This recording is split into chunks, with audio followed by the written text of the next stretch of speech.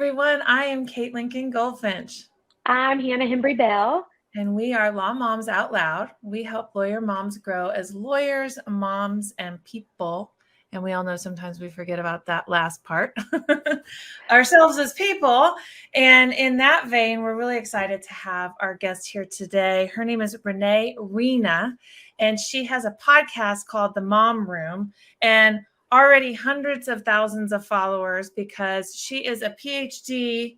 academic turned podcaster who likes to tell the truth about motherhood. So this is what we're here to do today. We're getting real about this. And Renee, we're so happy to have you here.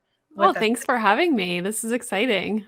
Yeah. I have a burning question, I know, right out of the gate. So can you tell us about the journey from PhD to podcast room? Like, what is that? It's the pandemic's fault because I defended my dissertation for my PhD about 3 days before they shut down like all of Canada. I'm in Toronto. And so I had anticipated, getting a job at a research institute in downtown Toronto, like a Monday to Friday. But then during quarantine, I was home with at the time, he was 18 months old. My husband's a physician, so he was working his regular job. Started making TikToks just about the struggles that I was going through in quarantine with a small child. And it kind of snowballed from there. Then it was, I started growing on Instagram, and then I started the podcast. And by the time the world got back to normal, my husband and I were like, okay, I guess you'll just keep doing what you're doing. And now it's my full-time job. Well, so do you happen to know Kat and Nat in Canada? Yeah, they're in Toronto as well. That's what I thought. I was like, in my brain, I was like, are y'all all podcast mom best friends? Oh my gosh, that is so fun. I follow them, and just they're probably one of the first podcasty mom things I was aware of. And I didn't listen to like a podcast. It was stuff on Facebook or whatever that I saw. Yeah. No, they've been on my podcast, but I've never met them in person yet. So, but one day I'm sure it'll happen. Are they the ones in Canada we went and saw live? No. That's Mom So Hard. Kat and Nat are the ones we send each other their TikToks and stuff all the time, back and forth. They're cute. So as far as, because I guess your 18-month-old is now 3-ish. He just turned 4 like a few months ago. So that pandemic has been that long. Good Lord. It's been a whole thing. Well, so on your show, are there certain themes, I guess, like between the show and just the work you do, and it's not just the show, it's all the space you're in. Are there certain themes that emerge, like, oh yeah, it's sort of these 3 things I always kind of talk about, or like things that motherhood and life and all of that are your thing, I guess? Yeah. At first, because I started when Milo was a lot younger, it was a lot of like things I wasn't expecting to happen or like to feel becoming a mom, because literally the moment I gave birth to him, it just started right then. It was like, oh, I was not expecting this. Like, I didn't cry when they placed him on my chest. And I was like, what does this mean about me? Like in the movies, everybody cries when they hold their newborn, So from the very first moment, it was like one thing after the other of things I wasn't expecting. Then it was like postpartum anxiety. And then it was like postpartum recovery, the physical aspects of recovery. In quarantine, it was a lot about being the default parent and what that means. So that's a huge topic. People love that topic. People love the topic of just like real life marriage struggles and issues that come up post having children. And then mental health, like lots of mental health stuff.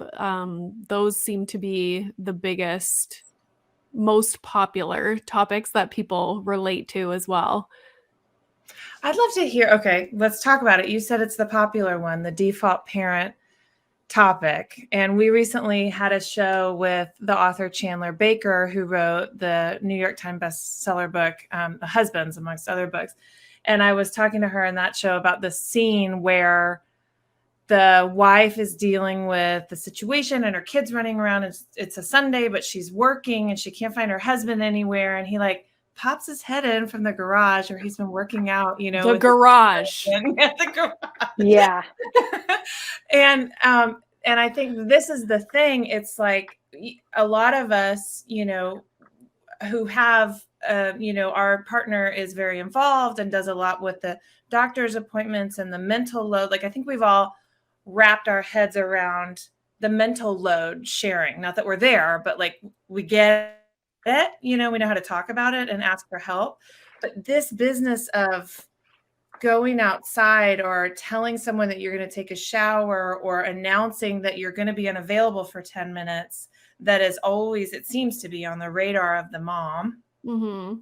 And not necessarily on the radar of the dad in you know, a traditional cis hetero relationship. Is that what we mean when we're talking about default parent? My husband is extremely involved. And so I never really, like, I wouldn't have understood what someone meant by default parent until it was the pandemic. And then I kind of took on the role of being a stay-at-home mom. That's essentially what I was, but like exaggerated because I couldn't go anywhere during the day. I couldn't have visitors. Like, it was an exaggerated situation. But I noticed it was like a Saturday, and I told my husband like, "Oh, I have to go pee. Like, I'll be right back." And on my way to the washroom, I'm like, "Why did I just say that?" Like, he never says that. He just, you know, it'll be Saturday morning, we're having coffee. He'll just get up and, you know, start going to put laundry in or go organize the recycling in the garage. And I would never just get up and leave the room without being like, I'm going to go do this. Tap Like, in. exactly. Like, making eye contact so you know that like I'm leaving and now you're going to watch. And so that's kind of where I was like, realize that I'm the default person that is having eyes on Milo at all times. And a lot of people don't, because, you know, things that my husband was going to do, like organize the recycling, like put in laundry, those are all great things on paper, but it prevented me from being able to go do anything because somebody had to be like having eyes on Milo at that time because he was just at that age. But a lot of people are like, "What? You don't want your husband to go do laundry or like do the dishes or make dinner?" And it's like, it's not about what he's doing. It's about what I now can't do because he's off doing those things. Like, maybe I want to go do those things. I'm the one that's been home, like doing childcare tasks all week. So it's a very nuanced thing, and everybody's unique situation is going to be different, and everybody's needs are going to be different. I don't think that's nuanced.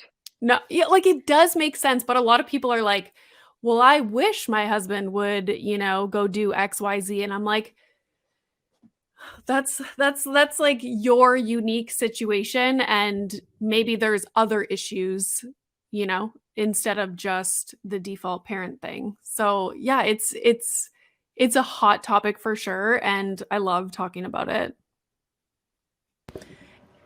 You bring up something. I mean, when you have as many followers as you do, and you've got, you know, something like 300,000 followers on TikTok, and you're doing a lot of content, so you get a lot of blowback, like you just mentioned, from the moms who disagree with that stuff. And what does hate look like, you know, for you and the message that you put out there? Just curious. I get a lot of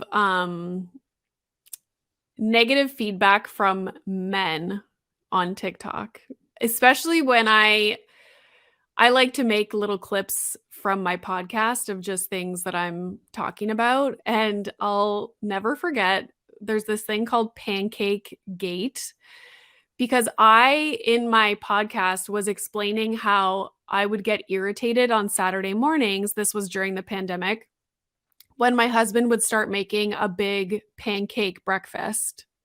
And we had to have a conversation, and I had to be like, listen, on Saturday mornings, can you just sit down and have your coffee? Because I've been doing childcare stuff all week. It's finally Saturday morning. I'm like, yes, like my husband's home with me. I get to chill, have coffee. And then you get up and you start making pancakes. Like he can have toast for breakfast. Like never mind the pancakes, you know? And people were just like taken aback. Like, how dare you ask? Like, this poor man has been working all week and he just wants to come home and make pancakes. And I was like, you're missing the point. It's not about the pancakes. Well, I think that goes to, and I mean, people do this in life. It's like, hey, here's this gift. Don't you love it? Don't you love this thing I gave you that you didn't want? You better, because it's a gift. And if you Yeah. don't, then you're a bitch. Like my ex-husband used to do that to me. Like, here's this present. I'm like, I didn't want that. I don't like that. But then I'm hateful and awful because I didn't want it. Like, oh, here's this gift of pancakes. I don't want pancakes. You know what I want the gift of? Sleeping. Yeah. And the gift of going on a walk. And You having do the coffee baby. and just chilling. And, you know, it's people like to focus on, oh, you're telling your husband that he can't do something. And it's like, that's not how it was. It was a conversation about what I expected Saturday mornings to look like, what he expected Saturday mornings to look like. And then you kind of compromise and, you know, maybe you sit down for an hour, Milo can have a snack, and then we can make pancakes after we've had, you know, time to just chill and have coffee. Like it's a conversation. It's not like I like hit him and was like, don't make pancakes. Well, I think it so much speaks to in that world of people pointing out faults in others to make themselves feel better, right? Like, I think so often people are quick, and I mean, I think law moms can be some of the worst at this. Like picking apart your message about pancake thing, because that makes them feel better that their husband sleeps all morning because he's had a hard week, you know, don't you know? I'm working and he sleeps till noon, and then he's got to play his video game, right? And it makes him feel better, like, hey, you bitch, how can you not be grateful for the pancakes?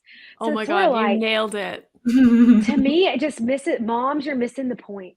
Like, I think so much with moms, they really want to wear the mom. It's so hard. It's the Martyr. worst being a martyr badge. I'm like, I'm not in the business of giving moms a martyr badge. Like, number one, we have children. Like, there's a lot of stuff that goes with it. Like, you have to take personal responsibility. Like, you don't want your morning to be a rush on Saturday. You finally have a minute to sit still and whatever. And you don't want your husband like running off and you're back alone with the kid, making sure they don't die or eat something they're not supposed to or jump off the couch. And he's, you know, it feels good to do stuff. So like out there getting to do an activity that feels good. What if it was reversed? Would he want to just sit there by himself while you went and made brunch? Oh, No. yeah. I started No. cutting the grass during the pandemic. I was like, you know what? I'm going to cut the grass from now on. And he's like, okay. I had never cut grass in my life, but I was like, I'm not doing childcare tasks all week, stuck in the house. And then on Saturday, you're out getting a freaking suntan, listening to a podcast, like walking around the yard in the sunshine. Like, no, I'll go do that. You can be inside. But then when moms say things like this, it's like people respond with like, oh, well, somebody must hate their kids. And it's like, yeah, I mean, oh my God. Like, I always get that. Give me a break. Like, I think, and here's the thing that I was thinking about as you've been talking is, I don't hate my kids, but I do love myself. Oh, yeah. And that's where I just, in some ways, I used to relate so much to the mom convo. And that's on, I'm going to just be honest, like coming into this thing, I'm like, this is going to be like this whole big mom convo. Like, oh, it's so hard. And I have to also do the laundry. And sometimes I have to cook. I mean, it's just like, y'all, come on. Like, we need to grow, to me, beyond that. And we limit ourselves if we want to wear the mom martyrdom badge. Okay. But then you avoid having to deal with any of the real shit inside of like, hey, actually, as a woman, what really probably you were saying was, as a woman, I'd like my husband's attention and companionship. It really wasn't about chores or whatever. You wanted attention. Yeah. As a woman, that's the part. But I think that often, and we play into this narrative, because if we want to wear the mom martyr badge, and then we like want to complain and only talk about like who's doing which jobs, and you don't talk about the womanhood part, we're playing into the narrative of all we are moms and all of these jobs. And I just think that like there's such a bigger conversation to be had of me as a person who happens to be for some appreciable period of years serving as a mother role. But what about you as the person? And that's just as valid. Do I hate my kids? No, I don't hate my kids, but I'm honest to say I don't like playing toys. I don't want to sit down and make blocks. I don't want to play Candyland. But you need somebody to like help you think about your life and like make a plan, show up for you, support you, make sure you have the money if you need. That's me. Like, I'm not going to make a Santa craft. Yeah. A lot of people I don't want to. like, moms are humans first. Like, they're a whole person, and we have needs as well. But as soon as a mom voices a need, it's like they get backlash for it for some reason. Like, do you do that on your show? Do you talk from the woman person perspective, or are you really from the mom part, like your world? Oh, no. I am very much like moms have needs. Moms should be coming first. Like, moms, like, very much in that. Like, it's very much not a podcast about like, here's a craft I found on Pinterest and I'm gonna it's very much not that. It's like the complete opposite. And speaking of needs, and like you were saying, wanting like attention and to build, like, have communication, connection with your husband, I was talking about when my husband would come home from work during the pandemic, I would all of a sudden be grumpy. And I was like, I've been looking forward to him coming home all day. Like, I can't wait until he comes home. And then he would come home and I was irritated. So I started to like think, okay, Renee, why are you irritated when you've been looking forward to him coming home? And it's because he would walk in, like, say hi, give me a kiss, and then he would go start doing the dishes and getting dinner ready. And here we go again. Like, I've been waiting for you to come home to like connect with you, to like have a conversation. And it's like you're moving your attention somewhere else. Like, yes, on paper, doing the dishes, making dinner, great, like A+, but that's not what I need in that moment. So it's like communicating your needs. Like, when you come home, sit down with us for 10, 15 minutes. Let's like play with Milo, talk, and then we'll decide who wants to make dinner. Maybe I want to go make dinner and you can hang out with Milo. And people are like, oh my God. Like, I don't know why that's a big deal for people to hear. But I want to like explore this a little bit more, because Hannah, I hear you saying that moms want to be the martyrs, and I'm sure that exists out there. But I hear Renee saying a lot of this blowback that she gets online is from the dads who feel like they're not getting enough credit. I mean, I feel like in the conversations that I have, women are very aware of their desire to not be the default parent, to not carry the mental load, to connect with their husbands, and that the conversation is around it being okay to ask for those things while still like just processing the release of the mom guilt. I mean, I myself still give myself a hard time because I don't want to play make-believe with my kids. But I don't know. I mean, I certainly don't experience in my community and conversations that there are moms who are clinging to being martyrs. Is that what y'all are saying? There is, like, there are people like that out there. Like, so often, if I'm just making a TikTok or on the podcast talking about like these situations that I've just explained, it's like women in the comments saying things like, oh, like these poor men, like they just can't win. Like, no matter what, like, imagine a man working all week and then does the dishes and his wife is like giving him shit on TikTok. Sorry if you can't swear. Like, I get those comments all the time. Like, and I think to me, they're two separate things, Katie. So there's like the mom martyrdom. I mean, I hear what you're saying, but those same women then talk about all the mom guilt and how they have to be all these things to all the people, and they really have to leave to make sure they pick up their kids for this and that, and talk about all their momness, and they've got to get stuff ready for the school bake fair or whatever school party, and I've got to be at the parties. I've got to go on the field trip. They may talk about wanting to share the load, but then I hear women like, okay, so did you get your husband then to call the baby? Well, I can't. I mean, I have to do it. They're not. They're clingy. They want. I feel like a lot of times women we talk about this and we want it both ways. We want to be the mom martyr and we want to share the load, but we don't really. It's like I feel like so often we want to talk about doing that, but then not taking the steps to do it. Because to share the mental load, you must release control. Have you ever heard of maternal gatekeeping? No.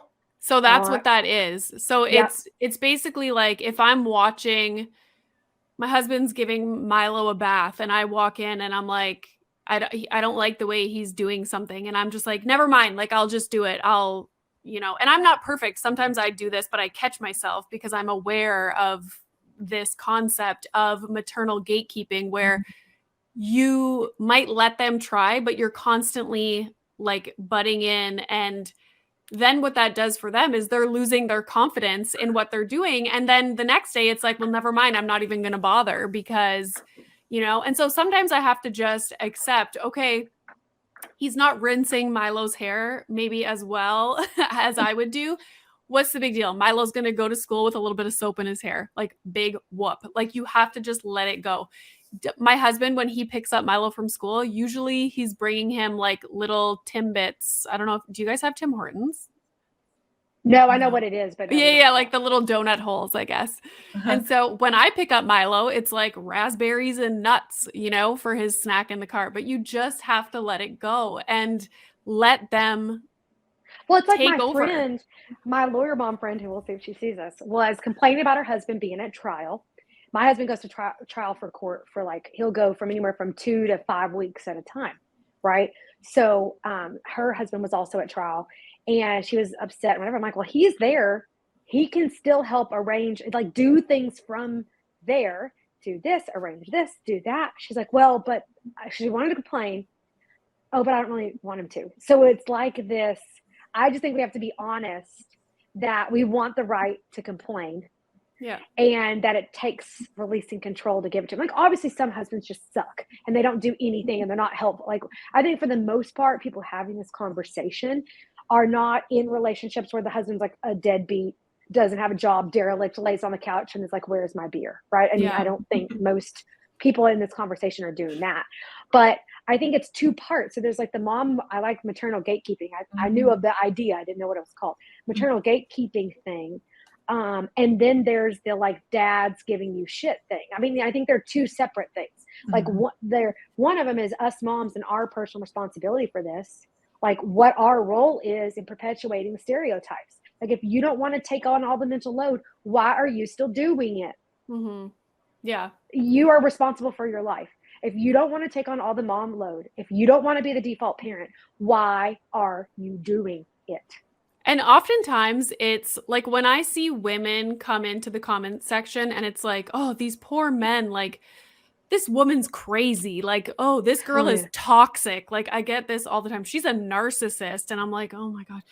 But oftentimes it's a defense mechanism. Like they are living the life that I am talking out against. And they're like, I can't change. It's more scary for me to address this in my own life and try and change the situation that I'm in. So I'm going to leave a comment on this woman's TikTok who I don't know and call her toxic because she's talking about voicing your needs as a mom and having an involved partner and not being the default parent and all this stuff. Like that's not a bad thing, but it's a defense mechanism. People are triggered by that kind of content. And so the guys in that same vein, they want to keep their situation the way that it is. And they don't want you giving their women some fancy ideas and they're pretty heads. I mean, so they're very different, right? Like I think that these troll commenters are one set of things. And the other set of things is just like the whole mom guilt. I want to complain, but I don't actually want to solve my problem. I guess I'm honestly just kind of fed up with it.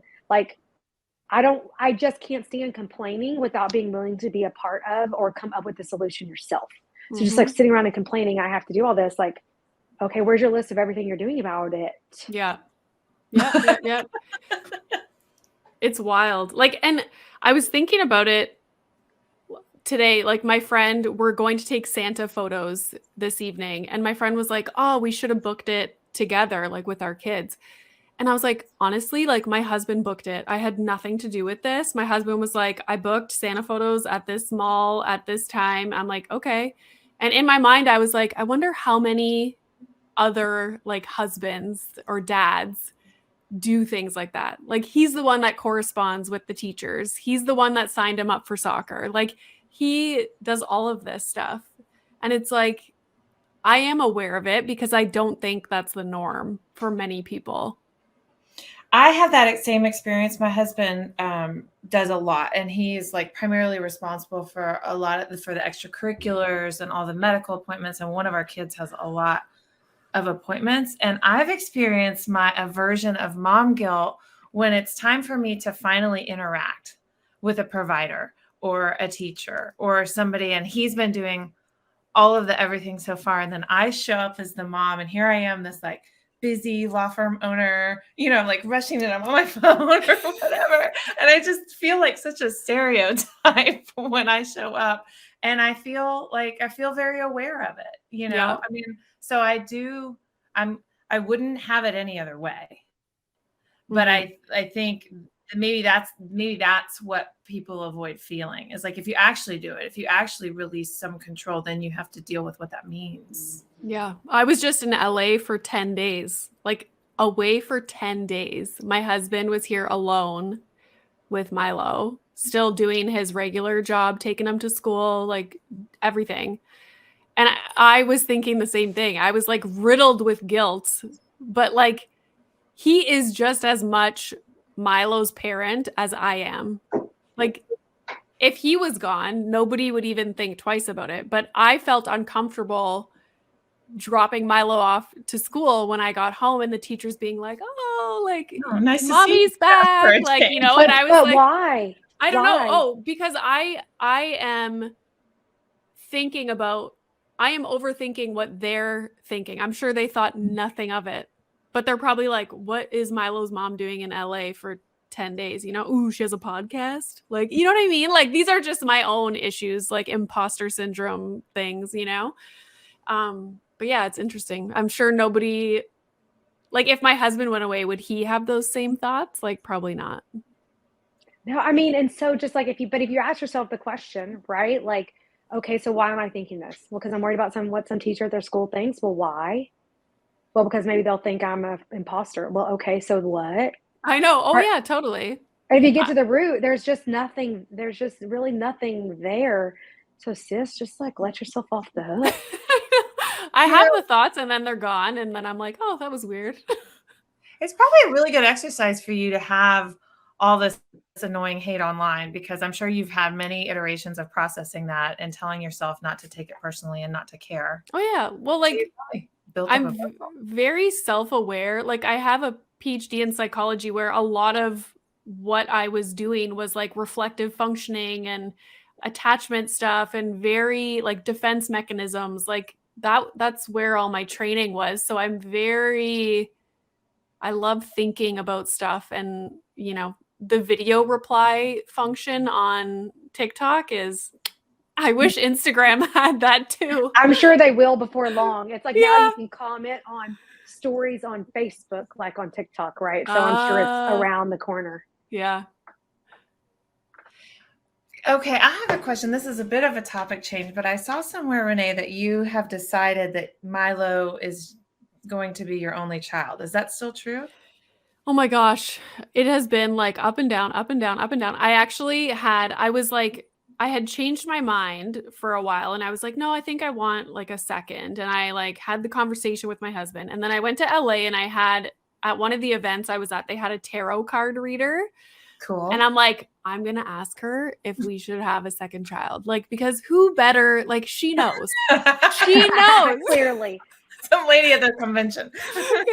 She knows. So she flipped my cards over and she was like, this is crazy. Like, all of the cards, like 4 out of the 6 cards were like motherhood, pregnancy. And I'm like, well, that's it. Like, we have to have a second child. Like, she knows.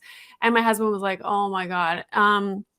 But now I've changed my mind again to just having one. So that's where I'm at right now. And so you've been public about it. Do you get feedback about that? Because people have feelings about that too. You know, Yeah. you stop at one. I think for the most part, when I talk about it and put out content about that topic, a lot of people are very, like, I have full podcast episodes just about that topic, and people love them. Like, people who are in the same situation as we are, in like wanting one child and not wanting to have more, are very thankful for those conversations and that content, because you don't see a lot of it. And I think the idea of having multiple children is somewhat glamorized on social media, and the hard parts of it are not necessarily talked about. And I go through my days with Milo and I'm like imagining having a second child, like in these different situations, and I'm just like, I'm so happy right now and so fulfilled, and like love that I'm able to give all my attention and like build this relationship with Milo. It's scary to think that you can just completely change the dynamic of your family by adding another person. Like, that's scary. It's also going to, like, my husband's a surgeon. He's on call all the time. So a lot of it falls on me. Like, it's going to affect what I want to do in life. And like, his job is going to come first. So a lot of the childcare stuff is going to fall on me. Like, I have the flexible job. So it's like just thinking about all these different things. And then also thinking about, you know, like the positive things that people say about having multiple children. Like, oh, he needs a sibling. Like, I get that all the time, like from other like older He can go to people. preschool. I'll play with some kids up there. I know, he's got a good friend right now in the neighborhood. Like, it's fine. He's got a cousin. But yeah, I don't really get much backlash about that. Like, obviously people have their opinions and that's fine. Like, if you enjoy having multiple kids, like, right on, like, that's great. But yeah, I like talking about that because I think people feel pressured to have more than one, and to have someone like just be so open about it. And I think that's helpful for people to be like, yeah, okay, like this is okay. Like, I think there is this expectation that people have multiple kids, and it's almost like it's the spectrum. It's on the same spectrum as people who are child free by choice, you know, and there's a lot of chatter about that online, and like it's okay to talk about, you know, for moms to talk about why they have children and how much they love their lives. But if a child free person, you know, puts out the same kind of message, then they're attacked or even vilified.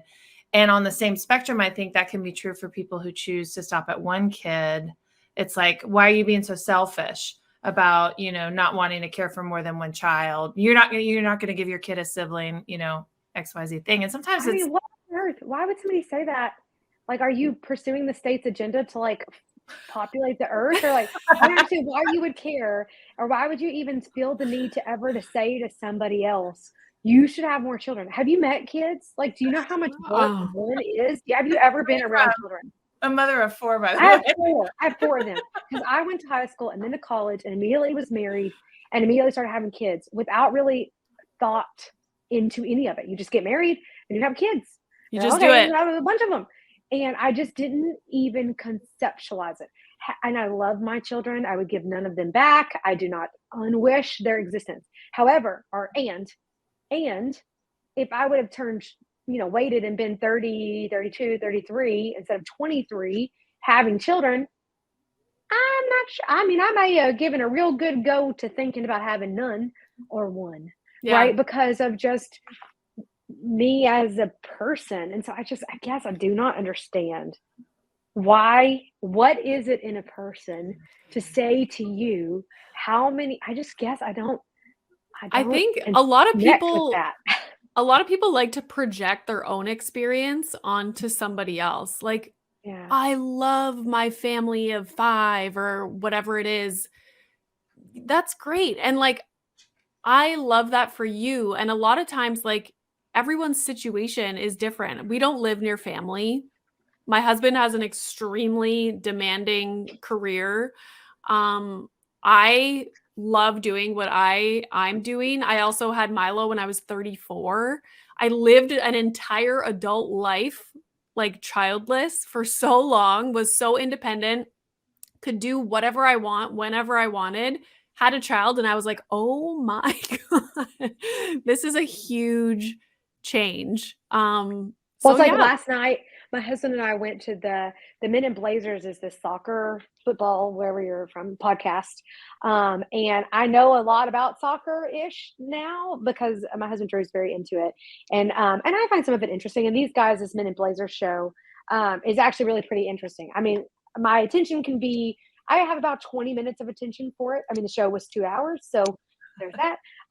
But we were laughing because of the Tuesday night. It's like doesn't start till 8, and they didn't even get going till like 8:20. And I was like, oh my God. And I told, because Drew, I'm divorced, I have 3 big kids and then a baby. And so he lived that whole single life, for a while before we got together. And I was just like, does it feel like it used to feel, right? Like it's a Tuesday, you just go to do a thing. And he was like, yeah, I remember. It was sort of like, I just did whatever I want when I Yeah. wanted. And you could do this and then sleep until 8 and throw yourself together and go to the office, right? And I mean, that's what you give up. We all know who have kids that you get a lot, right? Like none of us would wish we didn't have them. And I mean, I think mostly everyone, even if they were super honest, wouldn't wish they could undo the child. I mean, I'm sure some people do, but it's certainly a trade-off. So I would think to anybody who says how many kids you should have, they can just pound sand. Yeah, I mean, what everybody's do you capacity is different. Like, everybody's capacity is different. I like where I'm at right now. Like, Yeah. Well, yeah. I think that's awesome. Well, and hey, one of the things we like to do on our show, Renee, if you'll play along with us, is we like to have a few conversations. Like one of the things that we talk about often is what's our dominant thought for the week? Like what is your thing? We realized in a day you may have a million thoughts, but you sort of have one thing that you think about on the week. So I don't know who would want to go first to share. This is my favorite part, the dominant thought. Okay, I have a good one. Yes. And it's like it's a good time to bring this up because other people maybe are thinking the same thing. So Milo is at an age now where he understands, like he's excited to go take pictures with Santa today. Like he gets it. This is the first year that he like gets it. And I'm like, I feel a little bit weird about Santa. And Yeah. for me growing up, it was never even a thing. It was like, oh yeah, Santa is going to bring you presents. Like you better be good cuz like Santa's coming and I'm fine. Like it didn't like traumatize me, but I'm like I'm lying to my child. And then my friend also was explaining to me like every family should kind of make sure that if you do Christmas and Santa brings gifts, that Santa's bringing like smaller gifts because you don't want kids to go to school and be like, oh, Santa got me a PlayStation. And then the other kid's like, oh, Santa just got me this. Like, why didn't I get a bigger gift from Santa? You know what I mean? And now I'm like, I'm like overthinking this Santa thing. And yeah, but like it's It's already, hard. yeah. I And struggled with it with my 3 big ones. I don't know what I'm gonna do. My daughter, she's about 20 months, Penny. I don't exactly know. I don't love it. yeah, it's I don't love weird. it. Hard. I regret it. I have a 10-year-old and a 5-year-old, and the 10-year-old has figured it out. And it was less about Santa than the elf on the shelf because we do the elf on the shelf, but not like in a scary, like it's watching you kind of way, but it's fun to like, or Yeah. it's fun for a couple of nights to I post hate them. those. And then after that, I hate it's those elves. such a slog. But the 10-year-old figured out the truth about the elf on the shelf and then put it all together that the whole thing was made up and was pretty cool about it. But I kind of regret it. I wish I would have told the truth, even though it is so fun. to have It's the fun, magic. but then you also don't want your child to be the one that goes to school and is like, my mom said Santa's not true. Like, you know what I mean? It's such a bizarre situation. It is. I wonder if Yeah. we call the 5-year-old this year. This is a good dominant thought. I know it is a good one. I think I'll go next. My dominant thought has been just about like using December that's coming. So we're almost, we're close. I don't know when this is going to air, but like we're very close to December. But using December of this year to really set up well for 2023. Because like old version of me would have sort of slid through December, survived all the chaos, survived all the things, and just like sort of, oh, it's January, now what? Right. And instead to try to systematically do in December things to set the scaffolding for a good 2023. And I'm thinking mostly business wise, but also like trying to get back in the gym. I don't want to start January using my like New Year's resolution energy on I'm going to work out this many times, like go through that whole thing with myself. I've been walking, but I want to like start the gym part again. Yeah. So that's what I'm thinking about. What about you, Katie? So tomorrow is my 2-year sober anniversary date. Oh, wow. And I've been thinking a lot about, that journey. I wasn't like, full blown alcoholic. Life was going off the rails. I was, what they call a gray area drinker. It just wasn't serving my life. And I went on this detox and never went back. And so it wasn't like this huge thing happened. I mean, it does feel transformative, but I'm thinking about something about this time of year. I think a lot of us have always had like the New Year's resolution thing, but there's something about this December 1st business that obviously worked for me. And so I'm actually thinking about starting a sugar detox because that's my next like addiction.